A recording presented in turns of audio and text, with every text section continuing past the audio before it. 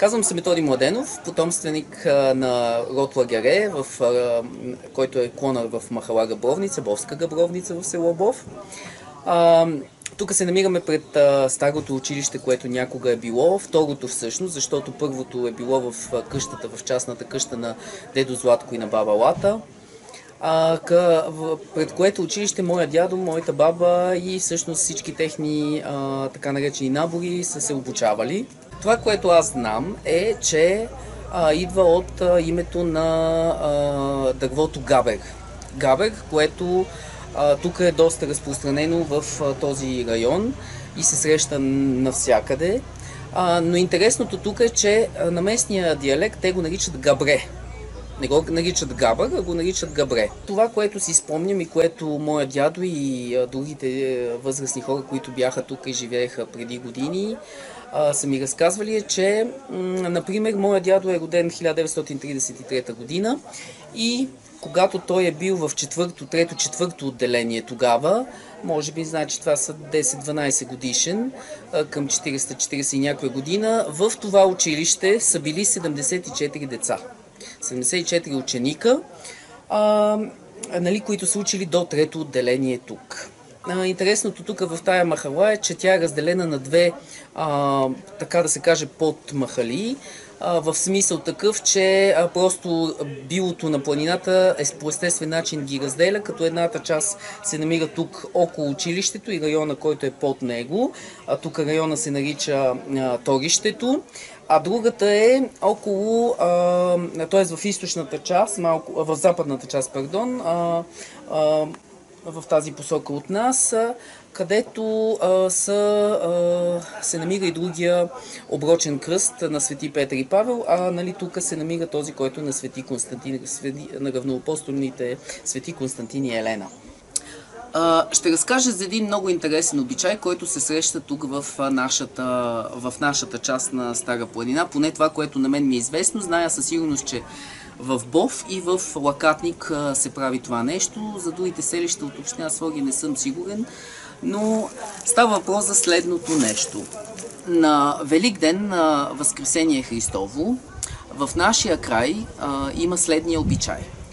От боядисаните яйца, когато се сяда на масата на обяд, обикновено това се случва в неделята на Възкресение, ние имаме обичая всеки да си вземе по едно яйце и преди изобщо да се тръгне към, да се щупват, да се борят яйцата, всъщност ние правим така нареченото меняване.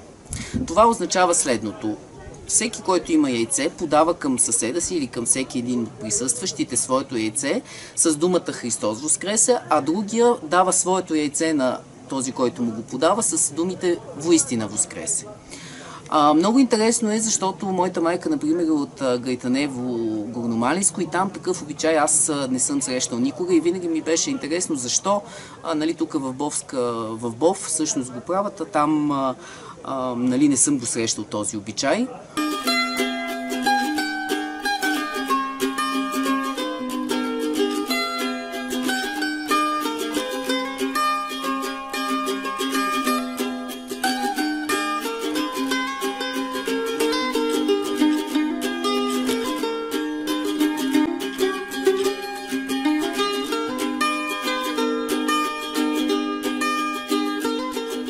Това са едно време жилищни блокове, за които са спали миньори, където са работили тук, имало медна мина. И през свободното време са почивали.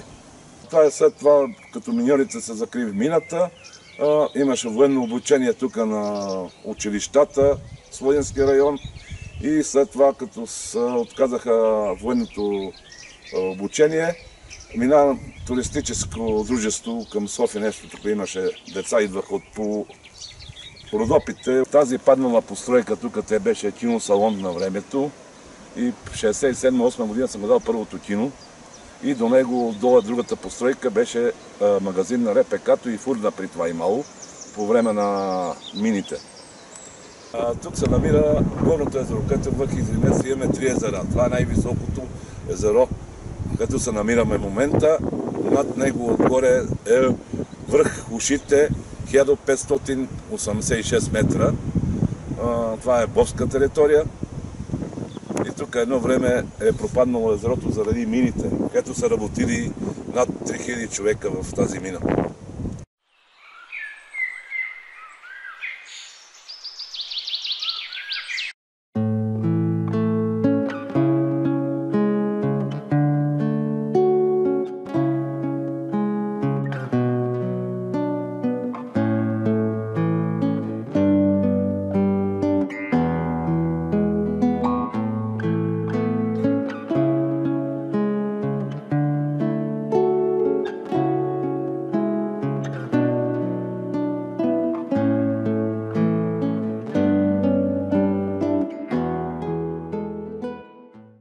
Това е тук местността Орело.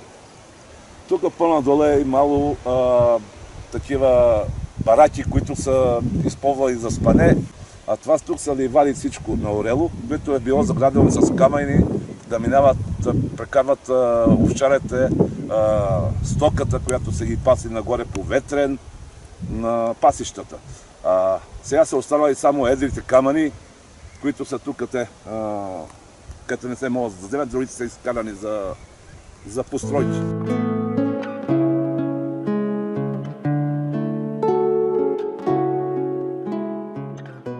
Средното езеро във връх Изримец, до тук до пътя за Габромица, къде се продължава. Отдолу е Долното езеро, до него е хижа Тръстеная, което е една забележителност тук за Изримец, а срещу нея това са Връчанските скали, където се виждат. Това може да се каже тук за двете езера. Има риба, шарани, тостолопи и каракуда.